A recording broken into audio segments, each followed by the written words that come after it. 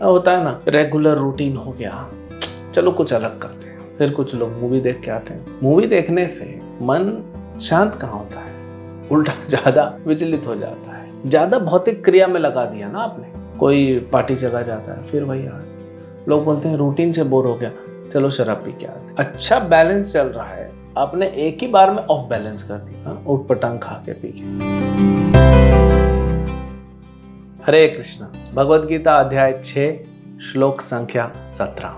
युक्त आहार विहारस्य युक्त चेष्टस्य कर्मसु युक्त स्वप्नावबोधस्य योगो भवति दुःखः। जो खाने, सोने, आमोद प्रमोद तथा काम करने की आदतों में नियमित रहता है, वह योगाभ्यास द्वारा समस्त भौतिक क्लेशों को नष्ट कर सकता है। योगो भवति दुःखः।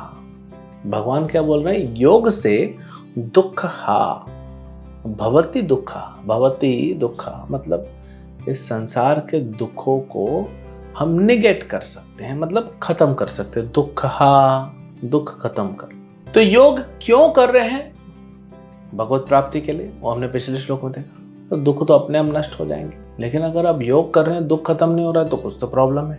योग सिर्फ शरीर से नहीं, मन से भी संबंधित होता है। मन का ही मेन इसमें तो काम होता है। तो हमें शरीर का तो कष्ट है, लेकिन शरीर से ज्यादा मन कष्ट देता है।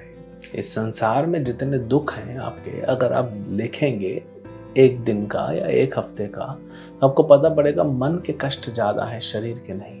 तो योग से मन को बैलेंस किया जाता है। तो इसीलिए योग जो है वो दुख हटा सकता है। अब भगवान ने पिछले श्लोक बताया कि न ज्यादा खाना है न कम खाना है, न ज्यादा सोना है न कम सोना। अब क्या बता रहे हैं? 4 चीजें बता रहे हैं। खाना, सोना, अमोद प्रमोद मतलब रिक्रिएशन, और कर्म मतलब हमारा जो काम काज होता है। इन चारों को बैलेंस रखना है, रेगुलेट करना है। जैसे सरकार ने नियम बनाया कि अगर आप 2 व्हीलर चला रहे हैं, हेलमेट पहन के चलाइए। अब आप बिना हेलमेट के निकल गए। अगर हेलमेट पहन के चलेंगे तो मन शांत रहेगा, सिग्नल फॉलो करना है, कोई आपको ट्रैफिक पुलिस क्यों रोकेगा। अब आप हेलमेट पहन के नहीं चल रहे तो फिर ट्रैफिक पुलिस वाला तो आपको पकड़ेगा, फाइन लगाएगा, कष्ट होगा। एक बार मैंने देखा कि एक गाड़ी में 3 लड़के जा रहे थे, तीनों में से किसी ने हेलमेट पहना नहीं है। ये 2 व्हीलर में 3 लोग अलाउड नहीं है। फिर सिग्नल क्रॉस कर रहा था, 3 लोगों ने 3 कानून तोड़े। अब देखिए, वो बोलते हैं ना, क्या करे, कर्म ही ऐसा था। ये लोग पूरा निकल गए, आगे जाके गाड़ी स्लिप हो गई, अपने आप गिर गए। ये चौथा कष्ट मिला। अब पुलिस वाला वहीं खड़ा था। तो शारीरिक और मन दोनों का कष्ट मिलता है। क्यों मिला इनको कष्ट? सबसे पहले इन लोग 3 नियम तोड़ रहे थे। हेलमेट नहीं पहना था, ट्रिपलिंग कर रहे थे, सिग्नल तोड़ा।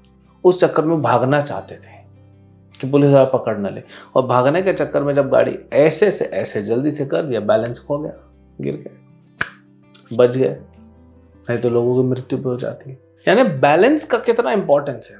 आप देखते हैं ना, छोटे छोटे बच्चे, वो उनका माता पिता से रस्सी बांध देते हैं और छोटी सी बच्ची डंडा लेके चलती है। वो डंडा किस लिए? बैलेंस करने के लिए। तो योग क्या करता है हमारे जीवन में? शरीर, मन, बुद्धि, इसको बैलेंस करता है। इसीलिए आप योग भवति दुःखः, तभी दुख खत्म होगा। बैलेंस बिगड़ा मतलब दुख आया आपके जीवन में। तो इसीलिए क्या क्या बैलेंस करना है भगवान बताते हैं। सबसे पहले खाने को नियंत्रित करना है। सबसे सरल उपाय खाने को बैलेंस करने का है, प्रसाद खाइए, उसके अलावा कुछ मत खाइए। यानी जो भी आप खा रहे हैं, भगवान को भोग लगा के और प्रसाद ग्रहण कीजिए, अपने आप रेगुलेट हो जाएगा। जब जीवा पे, क्योंकि आपका बैलेंस बिगाड़ कौन रहा है? जीवा।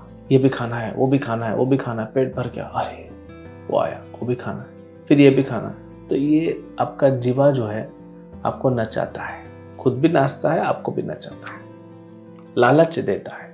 तो कहते हैं जब हम प्रसाद खाते हैं तो जीवा पे कंट्रोल होता है।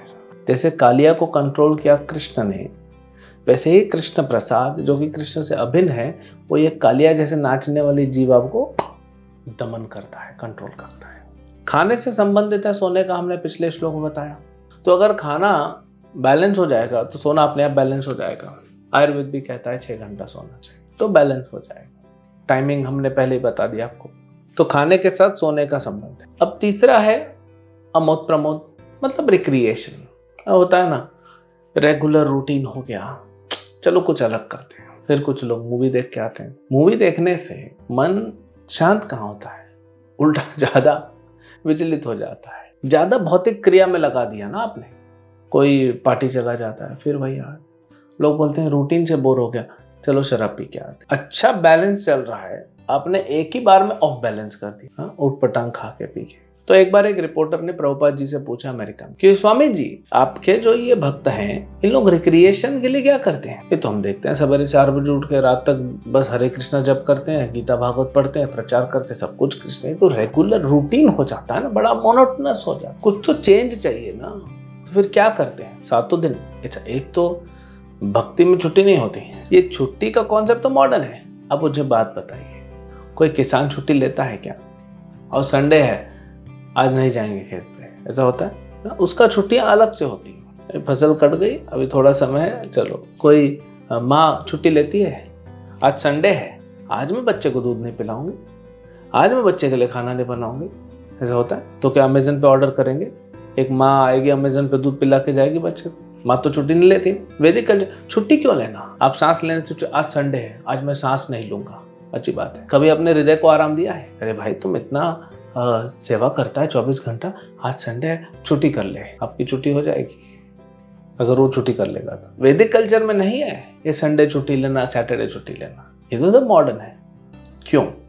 इसको समझिए। जो वैदिक कल्चर है उसमें क्रियाएं ऐसी होती थी जिसमें सब कुछ हो जाता था, क्योंकि भगवान से जुड़ा हुआ होता था। अब भौतिक संसार बढ़ने लगा, टेक्नोलॉजी बढ़ने लगी, रजोगुण तमोगुण बढ़ने लगा, भौतिक वातावरण बढ़ने लगा, तो लोग पूरे भौतिकता में घुस गए।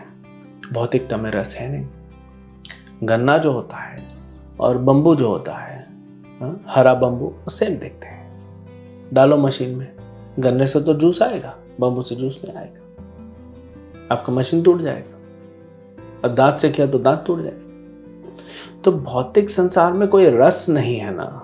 देखिए, कुछ रस है, इसीलिए तो लोग छुट्टी मांगते हैं। संडे छुट्टी, फिर आया सैटरडे छुट्टी, फ्राइडे नाइट, अब आ रहा है फ्राइडे भी छुट्टी चाहिए, थर्सडे नाइट जाएंगे पार्टी के लिए। क्यों आपको छुट्टी चाहिए? क्योंकि अब जो काम कर रहे हो उसमें रस नहीं आ रहा है, छोड़ भी नहीं सकते, पैसा खत्म हो जाएगा। तो इधर भी अच्छा नहीं। अच्छा, 2-4 दिन ज्यादा छुट्टी मिल जाए, छुट्टी से बोर हो गए, कितना घूमेंगे, वो भी भौतिक है। तो एक भौतिक कार्य को छोड़ के दूसरा कर रहे हैं, फिर उसको छोड़ के फिर पहले वाले पे आते हैं, यही चल रहा है। तो दोनों ही भौतिक है, इसलिए आपको दोनों में रस नहीं मिल रहा है। तो प्रभुपाद जी ने कहा, हम भक्ति का कार्य कर रहे हैं 24/7। इतना आनंद और रस है इस भक्ति कर्म में कि हमको अलग से कुछ करने की आवश्यकता नहीं। एक व्यक्ति आया, बोलता है, प्रभु जी, आप में और हमारे जीवन में क्या फर्क है? बोले, बहुत फर्क है। बोले, हम भी तो अपने ऑफिस में, जॉब में, बिजनेस में आनंद लेते हैं। मैं बोला, अगर आनंद मिलता आपको वहां पे, तब मूवी देखने नहीं जाता, संडे को मंदिर नहीं आते आप, क्योंकि नहीं मिला तभी ना मंदिर आए हैं। जो भक्त हैं वो नहीं जाता मूवी देखने, उसको अलग से कुछ करने का जरूरत है, क्योंकि वो भक्ति योग में लगा हुआ है। भले वो जॉब करे, पढ़ाई करे, बिजनेस करे, वो भक्ति योग में लगा है, उसी में उसको इतना आनंद मिल रहा है कि उसको अलग से कुछ करने की जरूरत नहीं है। अच्छा, भक्त भी छुट्टी लेते हैं, ऐसा नहीं कि नहीं लेते, ऑफिस से छुट्टी लेते हैं। कहाँ जाने के लिए? वृंदावन धाम जाने के, मायापुर, द्वारका, जगन्नाथपुरी धाम में यात्रा करने जाते हैं, अपने और भक्ति को पोषण देने के लिए, और पोषण लेके आते हैं और फिर और उसको प्रचार करते हैं। तो भौतिकवादी व्यक्ति होता है, उनको लगता है सब कि थोड़ा छुट्टी लो, इसलिए कई लोग हमसे पूछते हैं, कोई छुट्टी नहीं मिलता, कुछ पर्सनल टाइम नहीं है आपको, जरूरत क्या है? जरूरत ही नहीं है। इतना अच्छा आनंद भरा जीवन चल रहा है, तो क्यों हमें और कुछ जरूरत है? क्योंकि कॉन्सेप्ट जो संसारी लोग हैं उनको समझ में नहीं आता, इसीलिए अमोद प्रमोद की अलग से करने की जरूरत ही नहीं है, वो इसी में हो जाता है। और चौथा बोलते हैं, भगवान अपना काम काज, उसको बैलेंस रखो। अब 16 घंटे कोई काम करेगा तो उसका तो मन सपोर्ट नहीं करेगा ना, शरीर भी सपोर्ट नहीं करेगा, तो उसको भी रेगुलेट रखना है। इतना ज़्यादा भी नहीं करना है, और कम करने से शरीर आलस हो जाता है। आप देखेंगे कि शरीर को ज्यादा आराम कराइए तो आलस पकड़ लेता है, मन में भी और शरीर में भी, फिर वो काम नहीं करता। तो इसीलिए खाना, सोना, आमोद प्रमोद और ये कार्य, ये चारों को एक बैलेंस में लाना है, न कम न ज्यादा, बैलेंस रखते हुए चलेंगे। योगो भवति दुःखः, तब ये दुखों से, संसार के दुखों से, यही योग आपको अलग कर देगा। अब खाना भगवान को भोग लग खाना है, सोना है जितना लिमिटेड है, सही टाइम पे सोना है। आमोद प्रमोद भक्ति में लगा वो भक्त को जरूरत नहीं है, भक्ति में कर्म कर रहा है तो उसको फिर अलग से बैलेंस करने की जरूरत नहीं है। तो ये भगवान यहाँ पे उसको बताते हैं। हरे कृष्ण।